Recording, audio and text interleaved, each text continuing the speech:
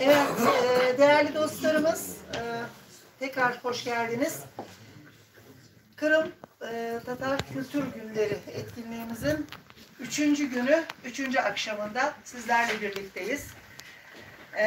Her zaman olduğu gibi dolu dolu etkinliklerde sizlerle birlikte olduk. Bu yıl gerçekleştirdiğimiz Kırım Tatar Kültür Günlerinde bizim için gerçekten çok güzel geçti. Özellikle de akşam saatlerinde yaptığımız konserler bizim için umduğumuzun ötesinde keyifli anlar yaşattı.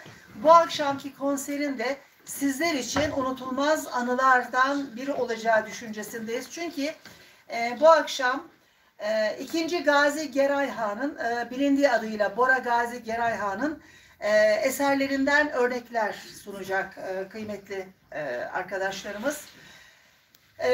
Önce ben bu ekibi sizlere, bu nadide ekibi sizlere tanıtmak isterim.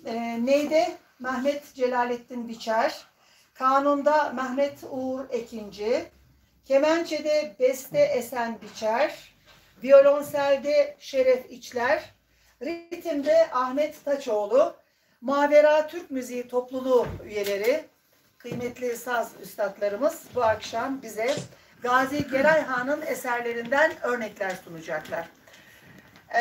Programa başlarken tabii ki birkaç söz söylememiz lazım. Program arasında da biz bir iki yerde onların müziklerine küçük esler vererek Gazi Geray Han'ın hem en bilinen gazelinden örnek sunmak istiyoruz, hem de Gazi Geray Han hakkındaki bilgilerimizi tazelemek dileğindeyiz.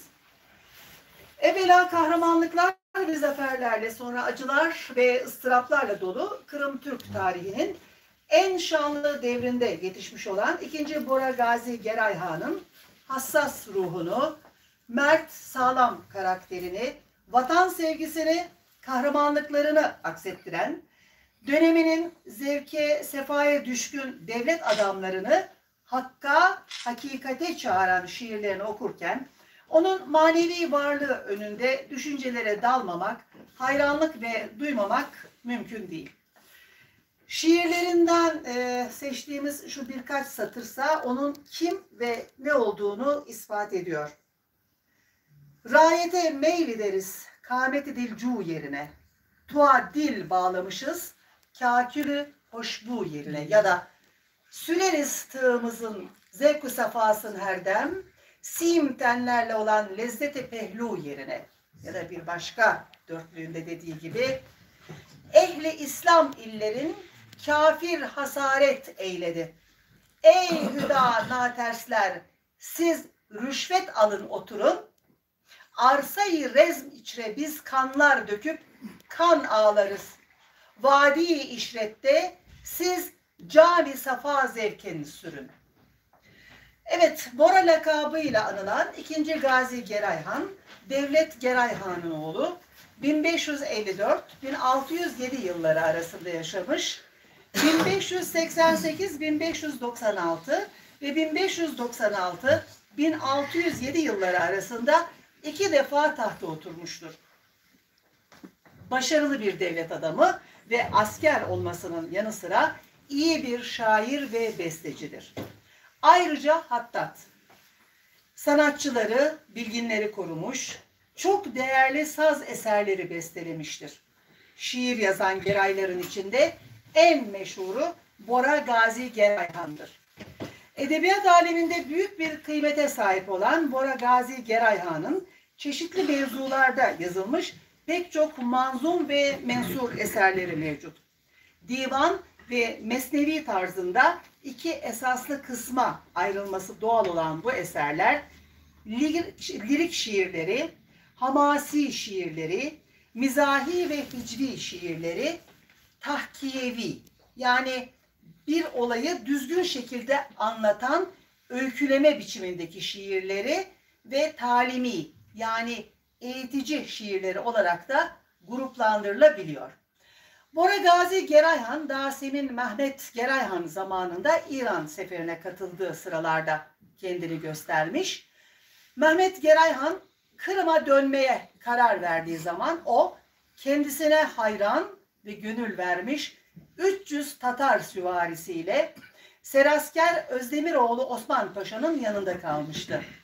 Asafi, Osman Paşa'nın yanında kalan Kırım Hanzadelerinden bahsederken Gazi Geray Han hakkında da şöyle diyor.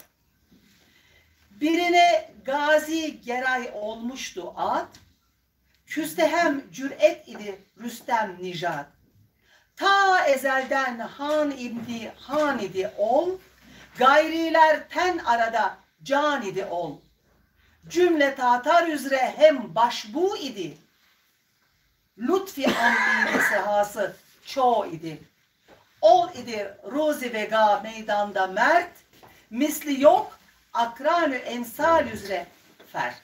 Sözü burada müziğe bırakalım. Sonra yine Gazi Geray Han hakkındaki bilgilerimize devam edeceğiz.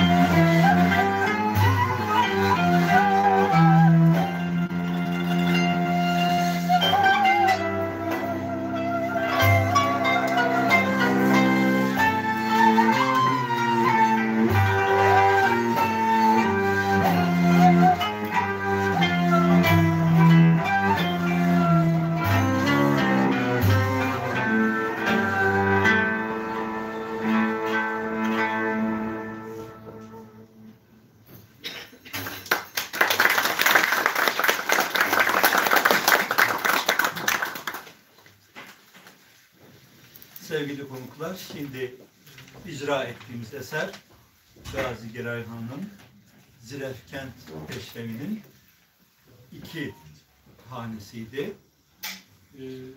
Türk müziğinin en büyük usulü olan Darb-ı Fetih usulünde çok sanatlı bir eserdi.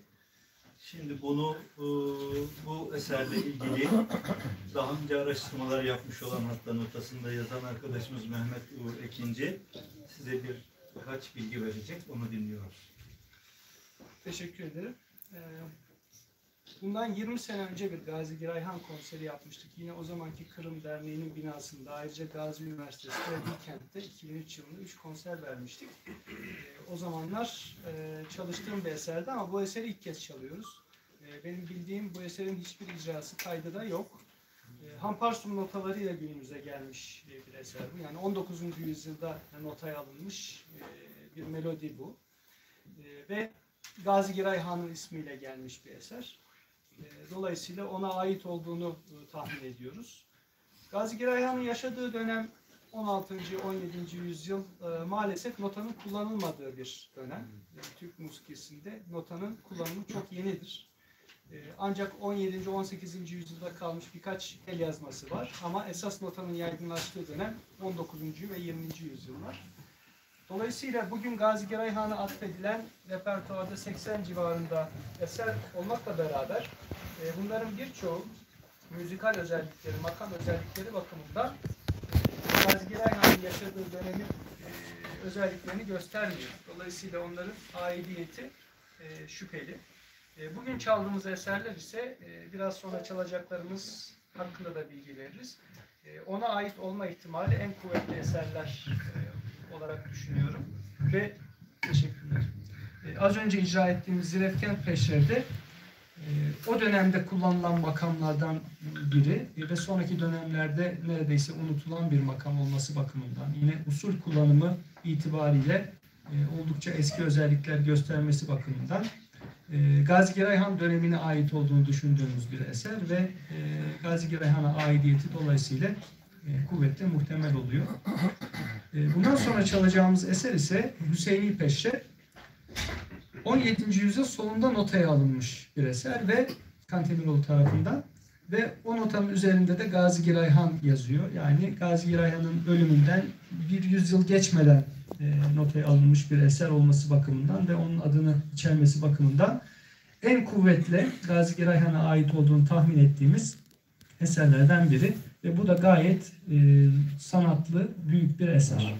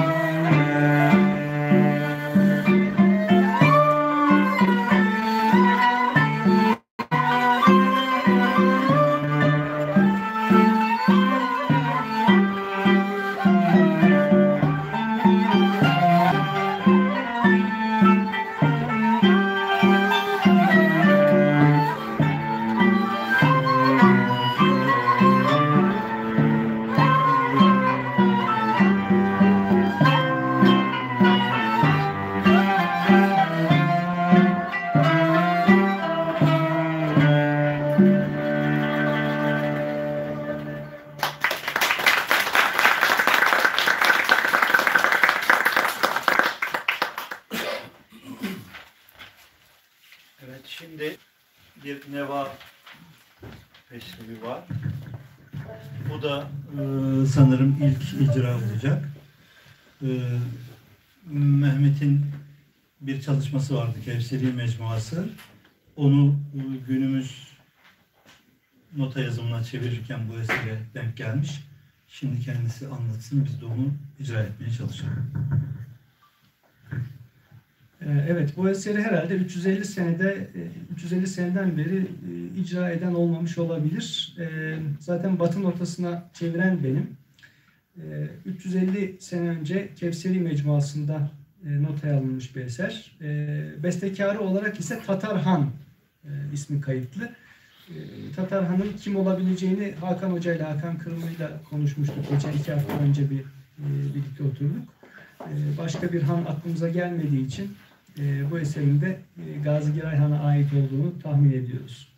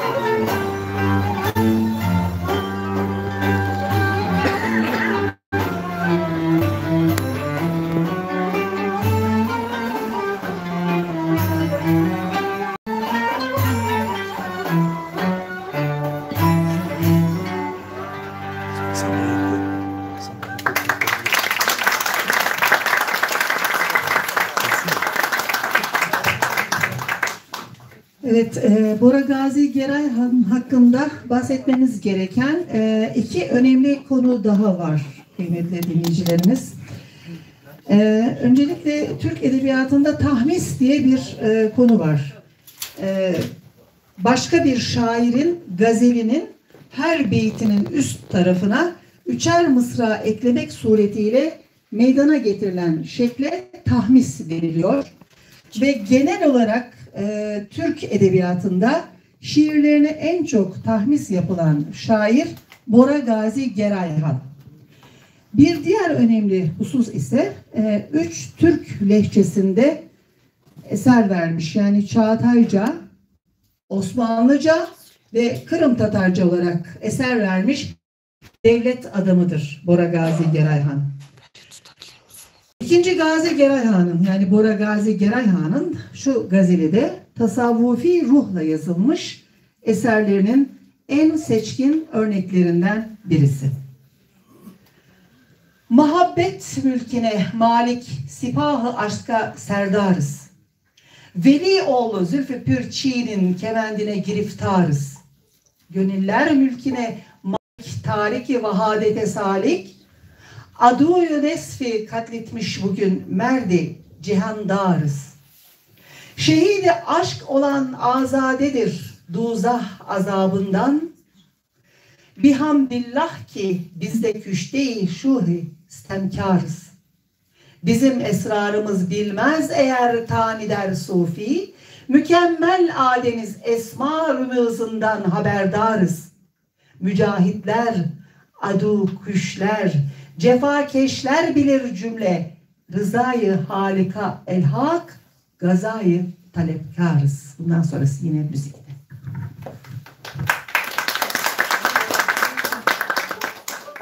Az önce birbirine bağlı olarak çaldığımız eser İsfahan Ruhi Nevasat Semayesi idi. Güzel bir taksim eylemişti. Şimdi mahur eserlerden örnekler vereceğiz. Bunlarla ilgili bilgiyi de Mehmet Uğur Ekinci versin. Teşekkür ederim. Mahur makamında bir peşrevle başlayacağız. Bu yine 16. yüzyıl sonlarında Kantemiroğlu tarafından notaya alınmış bir eser ve üzerinde yine Gazi Girayhan yazdığı için büyük ihtimalle Gazi Girayhan'a ait bir eser. Ardından eseri TRT notasından aldık. Ama o dönemin bir eseri, yani 17. yüzyılın bir eseri olduğunu, bu eserin bir prototipi var ve oradan dolayısıyla bunun da Gazi Girayhan'a ait olma ihtimali yüksek. Çünkü TRT notasına ve ona kaynak eden Hamparsu notasına bu isimle kaydedilmiş.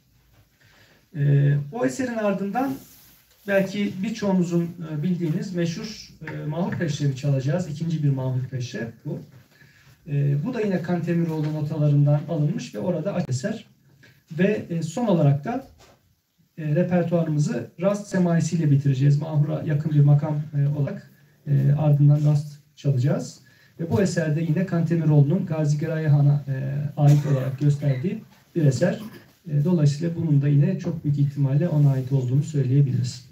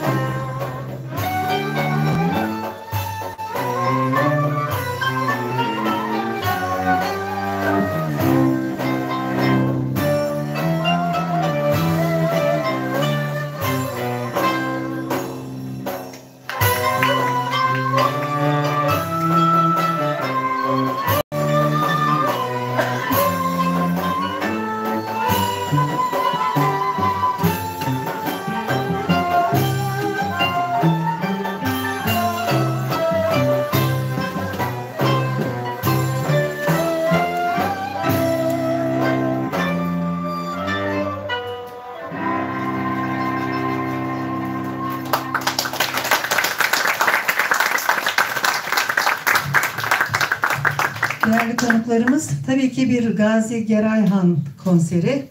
Onun meşhur gazelini dinlemeden olmaz. O meşhur gazeli sizler için Şamil Ersöz seslendirecek. Bora Gazi Girayhan Gazel.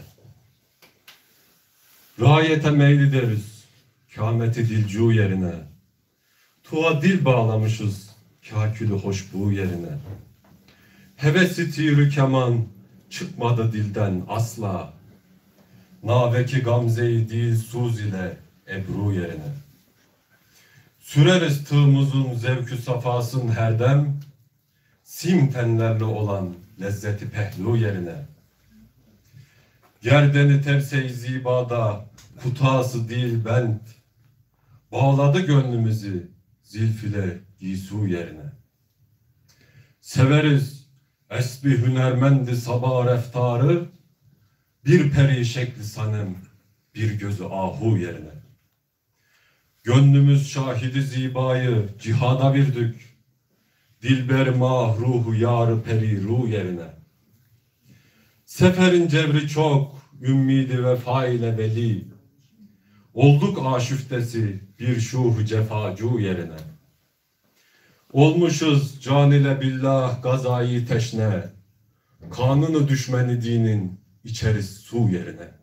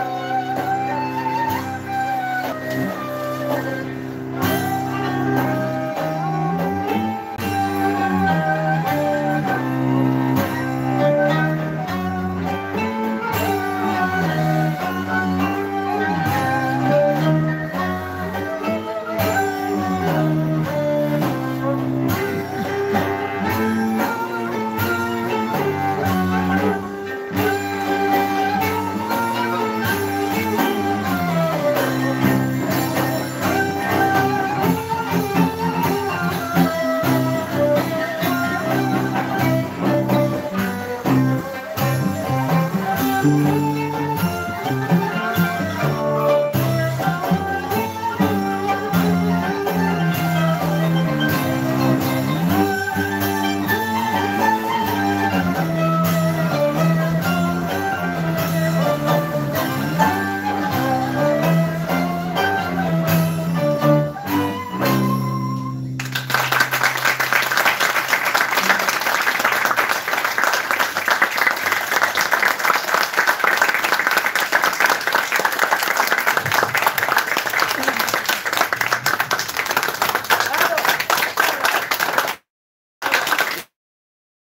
bu kıymetli üstadlara çok teşekkür ediyoruz.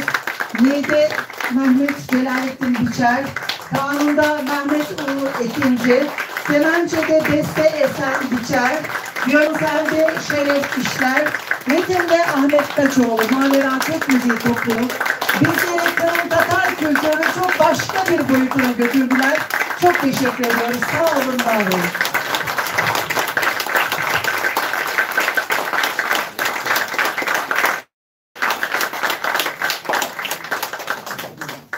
Bir çuval vitamin aşağıda. Vitamin. Çok teşekkür ediyorum. Rica ederim. Ben teşekkür ederim.